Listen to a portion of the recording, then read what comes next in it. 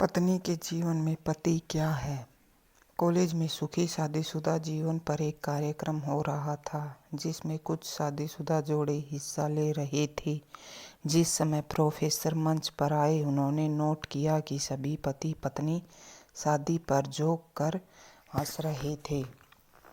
ये देखकर प्रोफेसर ने कहा कि चलो पहले एक गेम खेलते हैं, उसके बाद अपने विषय पर बातें करेंगे। सभी खुश हो गए और कहा कौन सा गेम। प्रोफेसर ने एक शादीशुदा लड़की को खड़ा किया और कहा कि तुम ब्लैक बोर्ड पे ऐसे 25-30 लोगों के नाम लिखो जो तुम्हें सबसे अधिक प्यारे हों। लड़की ने पहले तो अपने परिवार के लोगों के नाम लिखे, फिर अपने सगे संबंधी, दोस्तों, पड़ोसी और सहकर्मियों के नाम लिख दिए। अब प्रोफेसर ने उसमें से कोई भी कम पसंद वाले 5 नाम मिटाने को कहा। लड़की ने अपने सहकर्मियों के नाम मिटा दिए। प्रोफेसर ने और 5 नाम मिटाने को कहा। लड़की ने थोड़ा सोचकर अपने पड़ोसियों के नाम मिटा दिए। अब प्रोफेसर ने और 10 नाम मिटाने को कहा। लड़की ने अपने सगे संबंधी और दोस्तों के नाम मिटा दिए। अब बोर्ड पर सिर्फ 4 नाम बचे थे, जो उसके मम्मी पापा, पति और बच्चे का नाम था। अब प्रोफेसर ने कहा, इसमें से और 2 नाम मिटा दो। लड़की असमंजस में पड़ गई।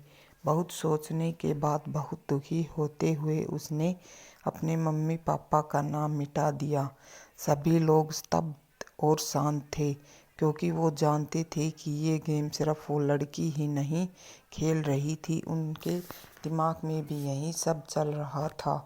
अब सिर्फ 2 ही नाम बचे थे, पति और बेटे का। प्रोफेसर ने कहा, और एक नाम मिटा दो। लड़की अब सहमी सी रह गई। बहुत सोचने के बाद रोते हुए अपने बेटे का नाम काट दिया। प्रोफेसर ने उस लड़की से कहा, तुम अपनी जगह पर जाकर बैठ जाओ, और सभी की तरफ गौर से देखा और पूछा, क्या कोई बता सकता है कि ऐसा क्यों हुआ कि सिर्फ पति का ही नाम बोर्ड पर रह गया। कोई जवाब नहीं दे पाया। सभी मुंह लटका कर बैठे थे। प्रोफेसर ने फिर उस लड़की को खड़ा किया और कहा, ऐसा क्यों?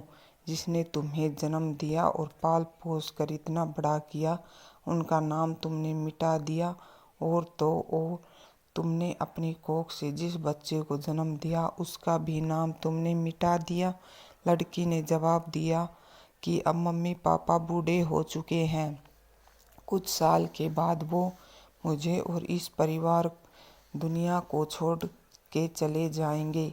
मेरा बेटा जब बड़ा हो जाएगा तो ज़रूरी नहीं कि वो शादी के बाद मेरे साथ ही रहे, लेकिन मेरे पति जब तक मेरी जान में जान है तब तक मेरा आधा शरीर बन के मेरा साथ, इसलिए मेरे लिए सबसे अजीज मेरे पति हैं।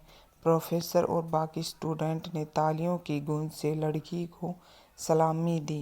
प्रोफेसर ने कहा, तुमने बिल्कुल सही कहा कि तुम और सभी के बिना रह सकती हो, पर अपने आधे अंग अर्थात अपने पति के बिना नहीं रह सकती।